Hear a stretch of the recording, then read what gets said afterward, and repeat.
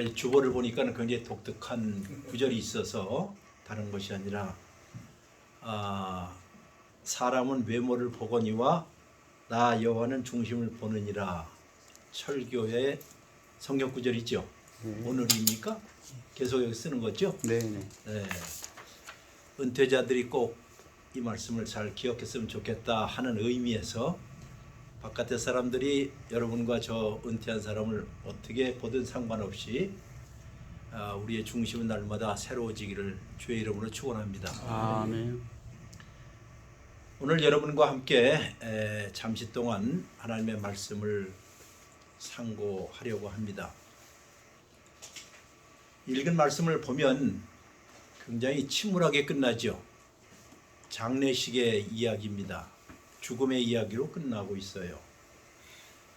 저는 이 성경 창세기 맨 마지막 장을 볼 때마다 생각이 참 많이 깊어집니다. 창세기 1장 1절은 우리가 다 암송할 것입니다. 태초에 하나님이 천지를 창조하시니라. 즉 생명으로 시작한 책이 창세기 맨 마지막 보면 죽음으로 끝나요. 생명으로 시작했던 책이 어떻게 죽음으로 끝날까? 그러고 보니까 우리 인생도 생명으로 시작돼서 언젠가는 죽음으로 마친다 하는 가장 강력한 메시지를 전하고 있는 책이 창세기입니다. 그러니 창세기 1장은 창세기라 할 수 있지만은 창세기 맨 마지막은 멸세기라고 해도 과언은 아닐 거예요. 세상이 끝나는 것으로 끝납니다. 그리고 그 가운데 오늘 한 구절을 읽었습니다. 아마 성경을 지금 보신 분은 아시겠지만은 창세기의 맨 마지막 장, 맨 마지막 단어가 무엇으로 끝난지 아시겠어요? 누구시든지 읽어보신 분은 창세기의 제일 마지막 단어가 무엇으로 끝났죠? 예, 관으로 끝났죠. 관으로 끝났습니다. 근데 이제 히브리어 성경을 제가 이제 히브리어를 가르쳤던 구약학 선생이었는데 히브리어로 보게 되면 맨 마지막 단어는 바미츠라임 해서 애굽입니다. 그리고 그 앞이 관이에요. 어쨌든 간에 관이 되었든 그리고 이집트가 되었든 그 요셉이라는 사람이 낯선 곳에서 객지에서 세상을 떠났다 그 얘기를 하고 있어요. 아마 이 얘기를 들어보면 여러분과 저도 원래 여러분과 제가 속해 있던 고향은 이 세상은 아니었죠. 제가 농담만 진담으로 항상 물어봅니다. 어디 집회 가서 우리 이 목사님 고향이 어디세요? 라고 물어보면 답을 하신다면 네, 이렇게 대답을 하면 안 된다고. 왜냐면 우리 그리스도인들은 성경대로 한다면 다 저 위에서 왔지요. 저 위에서 왔어요. 그리고 이 지상에 있는 고향이 어디든지 상관없이 우리 교회는 공동체는 같은 부모와 같은 고향에서 온 사람들입니다. 그러니 누군가 여러분과 저에게 고향이 어디서냐고 물어본다면 꼭 같이 저기에서 왔습니다. 그러죠. 아마 요한복음 3장을 읽어보신 분은 니고데모에게 네가 다시 거듭나지 아니하면 하나님 나라에 갈 수 없다 하는 말을 여러분 잘 아실 거예요. 이게 거듭난다는 말은 원래 헬라어로 위로부터라는 뜻이에요. 위로부터 다시 태어나지 아니하면 이라는 원래 뜻입니다. 아노덴이라는 말이. 달리 말해서 여러분과 제가 위로부터 왔기 때문에 위로 다시 돌아간다 하는 것을 꼭 기억하라는 뜻도 돼요. 이것을 기억하는 사람이 진짜 예수 믿는 사람이고 중생한 사람이라는 뜻도 됩니다.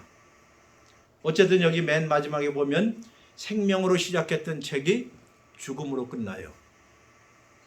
이제 연세들이 다 많으신 분들 잔치집에 가는 일들보다도 초상집에 장례식에 가는 일들이 종종 있습니다. 어떤 사람은 갑작스럽게 어떤 사람은 인생을 맞이하고 저도 지난 한 1년 사이에 아주 가까운 장례를 4시간이나 치렀습니다. 딱 10월 30일이니까는 이제 딱 1년 됐어요. 한국에서 지금 잠을 자고 있는데 갑작스럽게 전화가 왔어요. 밤 1시에. 그게 무슨 소리야? 밤 1시에 전화 올 리가 없잖아요. 들어보니까는 제 미국에 살고 있는 큰딸이 전화가 왔어요. 느낌도 이상하고 감도 이상해서 그냥 어떤 일이냐 했더니 아빠 남편이 죽었어요. 제 큰 사위가 44살에 갑자기 죽었다니 황망하고 어찌할 바를 몰랐고 그리고 그날 저녁에 비행기를 타고 갔습니다. 그리고 장례를 치렀어요. 44살이라 여러분 생각해 보세요. 여기에 44살 되신 분들은 거의 없어요. 다 갑작스럽게 하나님 불러가시고 뭐 사전에 무슨 병이 있었던 것도 아니고 아픈 것도 아니었는데 심정지로 그게 세상 떠났어요. 그리고 한 15일 지나서 우리의 안 사부인 그러니까 우리 사위의 엄마가 또 75세를 일기로 갑작스럽게 세상 떠났어요. 아들 때문에 그랬는지 어떤지 저와는 세상 떠났어요. 그리고 저에게는 또 사돈 영감이 되신 분 80이 되어서 자기 부인을 75세 잃었으니 정말 황망하기 그지요.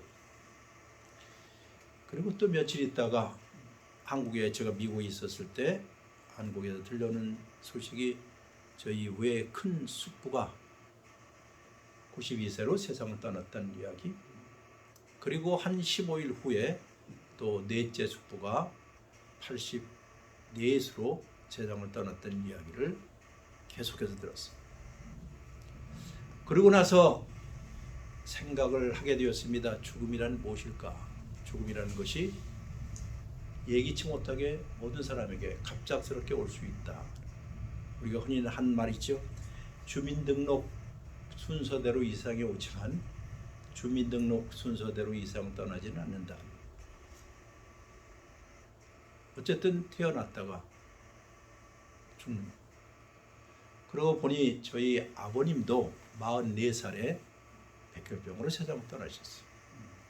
저희 어머니도 39에 혼자가 됐고 아까 우리 큰딸도 42에 41에 혼자가 된 셈이 되었습니다. 그리고 이 세상에는 이해할 수 없는 일이 되게 많다는 뜻도 돼요. 우리가 아무리 신앙이 좋아도 이런 일들을 경험하게 되면 황망해지고 황당해지고 이게 뭐지? 하는 생각을 하게 됩니다. 그리고 우리의 삶을 다시 한번 봐요. 우리가 흙으로 지음받은 존재이기 때문에 언제라도 흙덩어리의 집들이 무너지면 그냥 가는구나. 그리고 제가 성경을 또 봤더니 성경에 최초의 족보 이야기가 나옵니다. 족보. 성경에 족보가 많은데 최초의 족보가 아시는 분은 아시겠지만 창세기 5장에 나옵니다. 창세기 5장을 읽어보면 누가 몇 살에 누구를 낳고 얼마를 살다가 얼마에 죽었더라 하는 말이 나와요. 그리고 그 족보에는 모두 10명이 나와요. 10명. 10명이라는 뜻은 우리 모든 사람들의 이야기라는 뜻이에요. 그래서 족보가 아주 매우 강력한 메시지를 여러분과 저에게 주어요. 누가 몇 세에 누구를 낳고 얼마를 살다가 죽었더라. 그러니까 낳고 살고 죽었더라. 무슨 얘기로 그래요? 우리 송대관 씨는 인생을 몇 박자라고 그러죠? 다 아시죠? 4박자라고 그러죠? 네, 그건 잘 아시네. 인생은 4박자라고 그래요. 근데 성경 읽어보면 인생은 4박자가 아니라 3박자래요. 낳고 살고 죽고. 그러니까 생명으로 시작해서 맨 끝은 죽음으로 끝나요. 이처럼 창세기도 맨 끝 처음이 생명으로 시작해서 에덴에서 시작해서 맨 끝이 낯선 곳 이방 땅 이집트에서 죽음으로 관으로 끝나더라 하는 것이에요. 이것을 심각하게 생각하라는 뜻이에요. 이게. 그런데 여기서 머문다고 한다면 세상하고 다를 바가 없죠. 여러분과 제가 우리 다 죽을 거야. 언젠간 죽을 거야.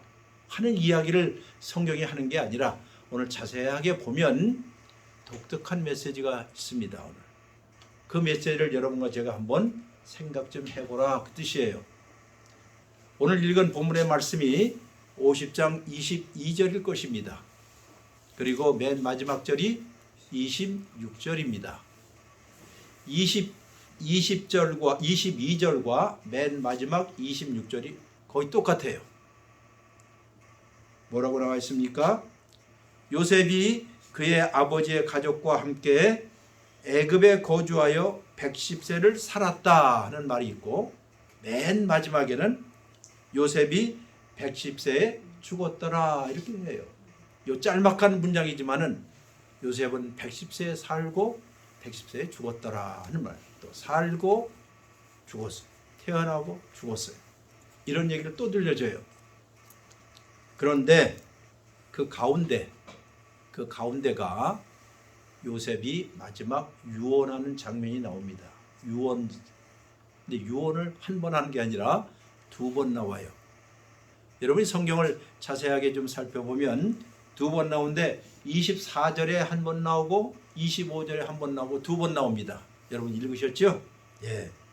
한 번은 요셉이 그의 형제들에게 말하는 말이 있고, 두 번째는 요셉이 이스라엘 자손에게 하는 유언이 있습니다. 근데 이 유언이 거의 똑같아요. 근데 똑같다는 말은 강조한다는 뜻이겠죠. 뭐라고 했습니까? 나는 여기서 죽습니다. 이렇게요. 나는 여기서 죽습니다. 어디에서요? 낯선 곳에서, 타향에서, 이 땅에서 죽는다는 것이에요. 그러나 24절 한번 읽어보실까요? 같이 시작. 형제들에게 이르되 나는 죽을 것이나 하나님이 당신들을 돌보시고. 하나님이 못한다고요? 당신들을 돌보신다는 말이 있잖아요. 그럼 25절 또 한번 보세요. 요셉이 또 이스라엘 자손에게 맹세시켜 이르시기를 하나님이 뭐요? 반드시 당신들을 돌보시고 시리니. 거기 앞에 뭐가 있는데? 반드시가 나와 있죠. 그건 반드시 돌보신다는 말이 있고, 24절에는 반드시가 있어요, 없어요? 없어요. 네, 없죠. 이게 불행한 일이에요. 사적으로 얘기한다면 여러분이 갖고 있는 이 개혁 개정판 감수위원이 저 있습니다. 개혁 개정판 이거. 근데 개정판 감수할 때에 우리 학자 4명이 나눠서 감수를 하게 되었어요. 한 사람은 저 앞에 있는 여기 있는 오경까지, 그리고 또 한 사람은 역사서하고, 저는 시편하고 저 뒤에 있는 예언서를 그렇게 감수를 하게 됐어요. 제가 평소에 이것을 가르치고 이것을 묵상했던 구절이기 때문에 그 교수에게, 앞부분을 다루고 온 교수에게 당신 꼭 잊지 말고 여기에 반드시를 꼭 넣으시오. 왜냐하면 히브리어에 2번 다 반드시가 들어가 있거든요. 예? 아노키 못 벨로임 에트겜 파콧 입콧 에트겜 이렇게 나오는 단어인데요. 반드시란 말이 첫 번에도 나오고 두 번째 나와요. 부탁을 했습니다. 그런데 불행하게도 그 양반이 잊어버렸어요. 그렇게 이렇게 돼 있어요. 자, 여러분에게 이야기하고자 하는 바는 요셉이 말해요. 내가 낯선 곳에서 죽지만은, 타향살이 하면서 죽지만은, 객지에서 죽지만은, 이 땅에서 죽지만은, 여러분과 저의 고향이 여기 아니잖아요. 이 세상이 여러분과 저에게 낯선 땅이고 타향살이죠. 여기서 죽지만, 그러나 하나님이 반드시 못한다? 여기 돌본다는 말이 있어요. 원래 이 돌본다는 말은, 원래 뜻은 돌본다는 말이 아니라 찾아오신다는 뜻이에요. 하나님께서 반드시 여러분들을 찾아올 것입니다. 이렇게 얘기해요. 자, 이 말을 읽는 순간 제가 비록 이 세상에서 우리가 죽음으로 죽지만, 그러나 반드시 하나님 무엇하신다? 찾아오실 것이다. 찾아오시면 우리가 다시 일어나 고향으로 돌아갈 날이 있을 거야. 이게 가장 강력하고 위대한 희망의 메시지를 담고 있어요. 근데 이것을 요셉이 마지막 임종시에 했어요. 한번 다른 여러분이 성경을 많이 읽으신 목사님들도 장로님들이기 때문에 물어보겠어요. 요셉이 몇 살에 타향살이 시작했지요? 몇 살에 애굽으로 팔려왔지요? 몇 살에 정말 불행하게 팔려왔지요? 예? 17살이에요. 그러면 17살 고향을 떠나서 타향살이를 시작했고 110세에 죽었다면 이집트와 애굽에서 타향에서 얼마 동안 살았습니까? 93. 나이들 모르니까 계산이 93. 93이죠. 93년 동안 이집트에서 살았어요. 고향에서는 17년 정도. 그러면 거기에서 살면서 이 요셉은 머리에서 발끝까지 완전히 애굽 사람이었습니다. 관료였기 때문에, 수상까지 했기 때문에 머리에서 발끝까지 의관서부터 모든 것이 다 애굽인이었어요. 말도 애굽말 했지요. 거기서 전문대학원 나왔지요. 박사도 했지요. 고위공직 생활했지요. 모든 것이. 결혼도 애굽 여자하고 했어요. 왕이 시켜서 저 온이라고 하는 지역의 제사장의 부인 딸하고 결혼시켰잖아요. 요즘 말해서 뭐예요? 국제결혼도 했어요. 한만의 인생을 많이 보냈기 때문에 그가 자녀를 낳았을 때도 자기의 마치 한을 풀듯이 이렇게 했어요. 자기 큰아들이 문하세였지요. 문하세의 뜻이 무엇이에요? 네, 과거를 잊고 싶습니다. 그 뜻이었어요. 얼마나 한이 맺히고 슬픔 가운데 있었으면 자기 큰아들 이야기를 나는 과거를 잊고 싶습니다. 이렇게. 두 번째 아들 에브라임을 낳았을 때 그 아들 이제는 하나님이여 나에게 열매를 주시고 풍성하게 해 주시옵소서 라는 의미에서 에브라임이라는 말을 썼습니다. 요셉의 일생은 이런 의미에서 우리 모든 그리스도인들이 이 땅에 살고 있는 여러분과 저의 하나의 모델과 같아요. 우리가 원래 살아야 할 고향이 아니라 타향에 와서 살지요. 아마 여러분 가운데 외국 생활 하신 분들이 있었는지는 모르지만 저도 상당히 오랜 동안 외국 생활 하면서 먼 80년에 미국을 갔는데, 자 거기에 가서 무슨 3.1절이 되거나 혹은 8.15 광복절 되면 한국 사람들이 모여서 이렇게 한인회를 하고 맨 끝에 노래를 불러요. 노래를 부를 때 제일 많이 부르는 노래가 고향의 봄이라는 노래를 불러요. 나의 살던 고향. 그리고 웬만했으면 그 당시에 80년대 다 그렁그렁하고 눈물을 지었어요. 왜? 고향에 대한 그리움 때문에.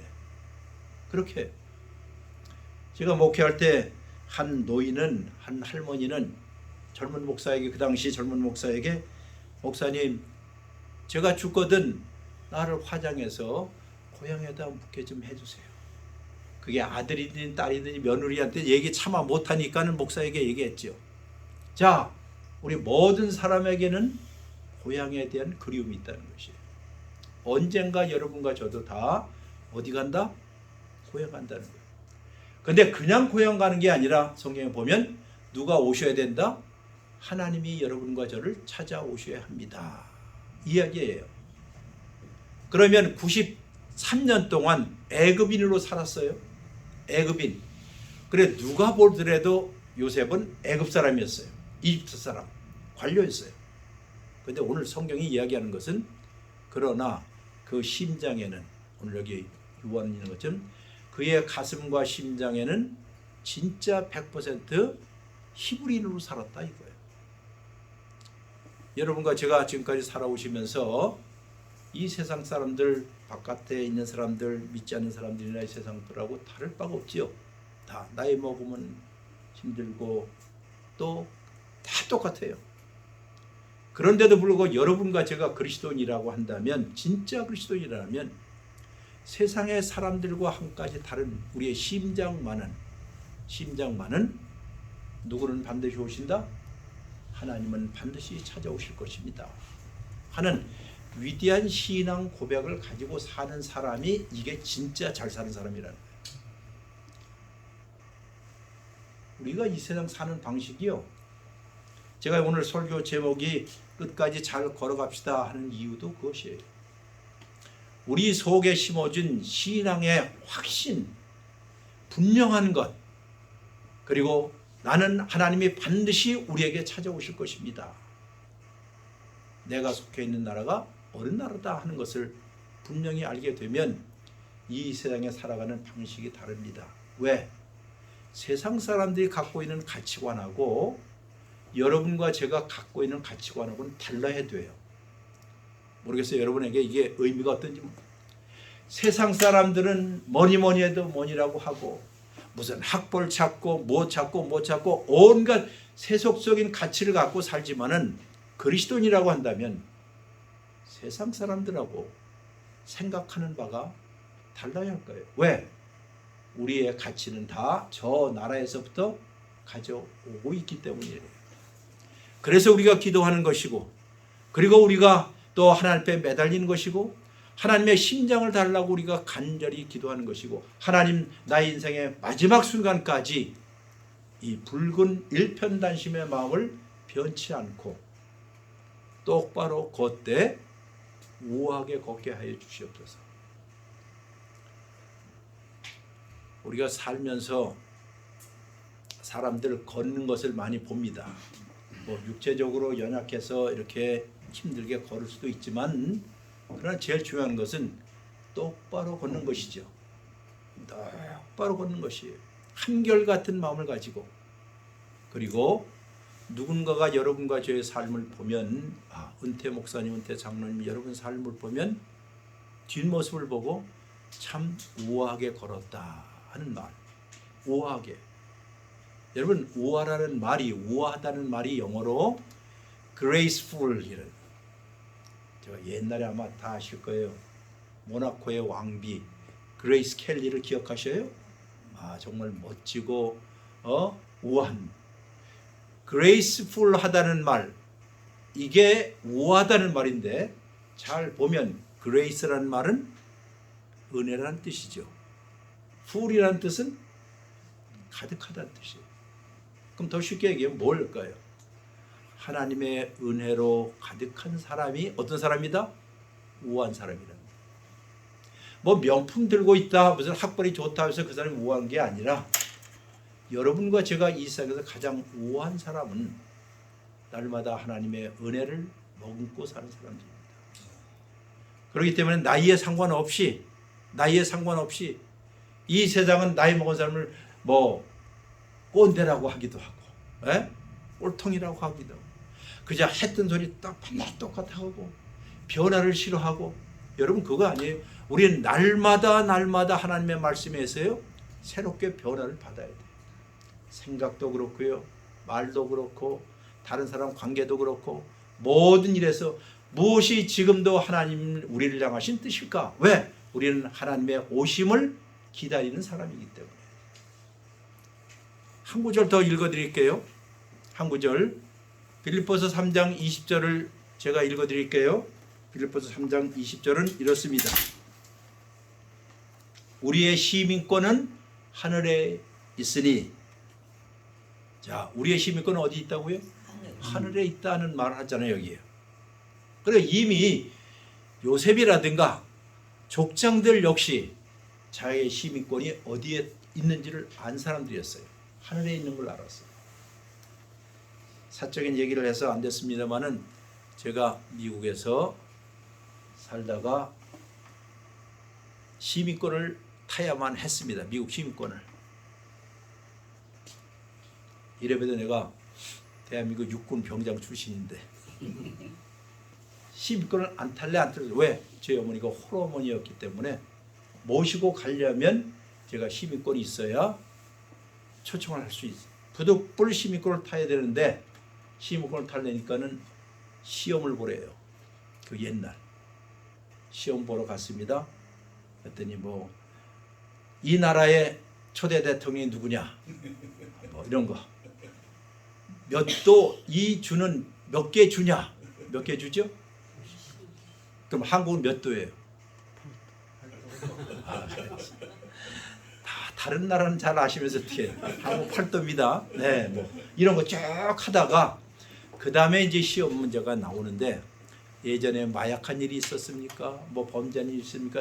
한데 한 문장은 지금까지도 안 잊어버려요. 제가 그대로 외우고 있어요. Are you willing to bear arms?라는 문구예요. Are you willing to bear arms? 이게 뭐냐면 당신은 기꺼이 이 나라를 위해서 무기를 들겠느냐. 무기를 들겠느냐. 아까 제가 육군 병장 출신이라고 했죠. 그런데 미국은 말하기를 네가 미국의 시민권이 된 시민자가 되려면 기꺼이 이 나라를 위해서 못하라? 무기를 들 수 있냐. 뭐예요? 그 나라에 충성하라는 거 아니에요. 그 문장을 보고 심장이 멎는 것 같았어요. 이거 어떻게 해야지? 만약에 안 들겠습니다 하면 어떻게 돼요? 그럼 우리 엄마 못 모시고 에? 어쨌든 우여곡절 가운데 그런 일이 있었습니다. 그 후로 제가 다시 65세 벌써 7년 전에 65세 되었을 때 국적 회복을 했습니다. 걱정하지 마십시오. 근데 여기 빌립보서 3장 20절에 우리의 시민권은 어디라고요? 예? 하늘에 있다 그랬잖아요. 그럼 여러분과 제가 어디에 충성을 해야 할지, 어디에 로열티를 보여야 할지, 어디로부터 우리가 훈령을 받아야 할지, 어디로부터 가치관을 받아야 할지를 여러분과 제가 알아야 한다는 거예요. 이렇게 살았던 사람이 누구예요? 요셉과 같은 사람이에요. 3장 20절에 여기서 끝나지 않고 그 다음에 이런 말이 있습니다. 우리의 시민권은 하늘에 있는지라 거기로부터 구원하는 자 곧 주 예수 그리스도를 기다린다는 말이 있어요. 이 유명한 문장입니다. 거기로부터 우리를 구원해 줄 예수 그리스도가 오실 것을 우리는 못한다? 기다린다 하는 말이에요. 기다린다. 때가 되어서 지금 11월 이제 추수감사절 지내고서부터 교회력에 의하면 대림절의 시작입니다. 다음 주서부터. 대림절에는 강림절이라는 뜻이죠. 에드벤트라는 말은 오신다는 뜻이에요. 하나님의 오심을 지금 기다리는 절기가 되었어요. 그냥 단순히 크리스마스에 뭐 선물 교환하고 하는 게 아니라 그리스도인이라고 한다면 하나님은 반드시 오실 거야. 그리고 그 오실 때까지 내가 천국 백성으로 하나님의 신실한 자녀로 좌로나 우로나 치우치지 않고 내가 똑바로 걷되 누군가가 여러분과 저의 뒷모습을 보고 어떻게 걷더라? 우아하게 걷더라. 즉 하나님의 은혜로 충만하여 날마다 이웃들을 보살피고 손자 손녀들 믿음 안에서 잘 기르시고 무엇보다도 멀리 있는 선교사든지 가까이 있는 선교사든지 아니면 여러분 자신들이 이런 길을 걸어 가신다면 그러면 누군가가 여러분을 보시고 아 하나님의 백성답게 사는 게 이런 거구나. 우리는 더 이상 현역 목회자도 아닙니다. 저도 25년 동안 신학대학원에서 가르쳤고 그리고 교회를 개척해서 20년 동안 목회를 하고 그리고 현역에서 물러났습니다. 더 이상 교수도 아니고 더 이상 목사도 아니에요. 그러나 나는 한 그리스도인으로서 우리의 마지막 순간까지 하나님의 오심을 갈망하고 기대하며 주의 말씀은 내 발의 등이요 내 길의 빛입니다 하는 이 말씀을 목표로 삼고 좌로나 우로나 치우치지 않고 똑바로 우아하게 걷는 여러분이 되었으면 좋겠습니다. 아멘. 여기에 옆에 계신 분들이 다 인생의 순례자의 친구들이요 길동무요 길벗 아니겠어요? 그렇잖아요. 어떤 뭐 세속적인 가치 때문에 내가 여기 모인 건 아니라고 저는 생각해요. 그걸 위해서 여러분 모인 건 아니잖아요. 그러나 하나님께서 때가 되어서 우리가 은퇴를 시켰다면 흔히 하는 말로 새롭게 다이아를 갈아 끼고 이제 마지막 순간까지 마지막 스퍼트해서 골인 지점에 터치다운할 수 있는 여러분과 제가 되었으면 좋겠습니다. 기도하겠습니다. 자비로우신 하나님 아버지 고맙습니다. 때때로 세월이 흘러 저의 육체도 연약해지고 때로는 걷는 것도 힘들어지고 또 일어서는 것도 힘들어질 날들이 올지도 모르겠습니다만은 그러나 우리의 심장과 우리의 가슴 한켠에 있는 주님을 향한 사랑과 주님의 오심을 갈망하는 그 마음을 가지고 굳건히 잘 끝까지 걸어가게 하여 주시고 우리가 주님을 붙잡은 것이 아니라 주님이 우리를 꼭 붙잡고 있다는 사실을 확신하며 옆에 사람들을 돌보며 이웃들을 돌보고 또 이 철 선교회를 통하여 많은 사람들에게 복음을 전하고 또한 전하고 또 전할 수 있는 마지막 사명을 잘 감당할 수 있도록 축복하여 주시옵소서. 듣자온데 이 교회가 이제 3주년이 된다고 합니다. 갓 태어났습니다. 하나님께서 이 귀한 생명을 건강하게 지켜주시고 이 교회당에 드나드는 이 교회에 드나드는 모든 사람마다 영적으로 새로운 힘을 얻고 강건하여져서 다른 사람에게 생명을 전할 수 있는 귀한 교회가 되게 하여 주옵소서. 예수 그리스도의 이름으로 기도했습니다. 아멘.